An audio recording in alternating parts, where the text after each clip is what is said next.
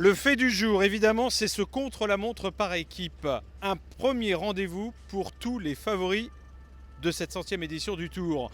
Un premier rendez-vous également pour l'équipe de la FDJ.fr. Il ne fallait pas se rater et c'est pas la spécialité maison. Quoique, on est peut-être en train d'assister à une mutation parce qu'aujourd'hui, le collectif autour de Thibaut Pinot a été présent au rendez-vous et ça se voyait dès les préparatifs. Tout le monde était très concentré et à l'arrivée, finalement, ils perdent quoi? Une grosse quarantaine de secondes sur l'équipe Orica Green Edge qui s'est imposée aujourd'hui. Mission accomplie pour les hommes de Marc Madiot. Bon, ça c'était un grand rendez-vous aujourd'hui quand même. Il ne fallait pas se rater. Et on a vu qu'il y avait une vraie mobilisation de tout le monde, des équipiers, mais aussi de tout le staff avant le départ. Je crois que vous pouvez être quand même satisfait finalement. Vous devez perdre 39 secondes sur Chris Froome et 36 sur Alberto Contador. J'ai pas les autres écarts, mais c'est déjà des indications. Non, c'est pas beaucoup, hein, c'est peu. Sur une course de 3 semaines, 35 secondes, 40 secondes sur les favoris, c'est pas grand chose.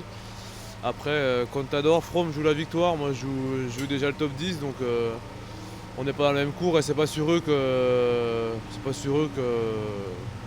le résultat brut pour moi ça va m'intéresser. Donc 40 secondes, c'est pas grand chose, quoi. Vous attendiez une performance, est-ce que c'est le fruit d'un travail hivernal? C'est vrai qu'on l'a travaillé un petit peu, on peut toujours se perfectionner. On n'est jamais les 9 ensemble à travailler spécifiquement ça. C'est vrai qu'on travaille ça par petits groupes, mais jamais ces 9-là. Oui, on s'améliore petit à petit. Et voilà, aujourd'hui c'est vrai que c'est un chrono qui roulait très très vite, c'était assez linéaire, assez plat, donc il fallait envoyer du lourd comme on dit. Et on a su être homogène.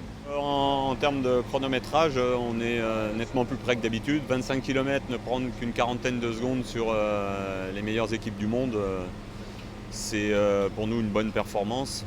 Surtout que l'équipe n'avait pas tous nos meilleurs rouleurs que l'on a dans nos effectifs. On a une équipe un peu mixte ici, avec du sprinter, du rouleur et des grimpeurs. Donc on est plus quand même axé montagne que rouleau compresseur. Donc 40 secondes sur 25 km, pour nous, c'est du bon travail.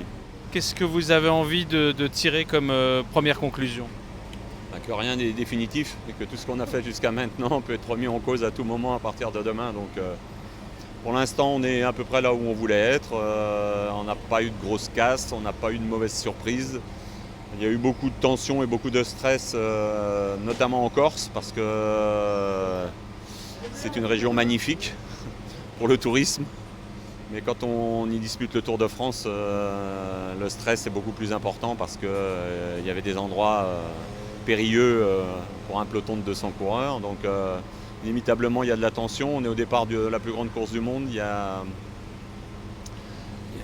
beaucoup de pression et personne ne veut tout perdre sur un mauvais coup dans les premières étapes. Donc le stress est énorme pour les coureurs, mais aussi pour le personnel d'encadrement, pour les directeurs sportifs. On n'a pas envie d'être au mauvais endroit, au mauvais moment. Les années précédentes, sur les jours précédents, on aurait sans doute essayé de mettre quelqu'un dans les échappées, ce qu'on n'a pas du tout voulu faire cette année. On est parti avec un schéma différent. On va essayer de le mener à bien jusqu'au bout, en espérant un résultat plus que concluant à Paris. Mais on essaie d'évoluer progressivement dans notre philosophie de course. Avant, on jetait la pièce en l'air tous les jours en se disant si elle retombe du bon côté avec le bon numéro, ça fera un ticket gagnant. Là aujourd'hui, on est plus dans la construction de quelque chose. On essaie d'augmenter le facteur pourcentage réussite plus dans la logique que dans la chance.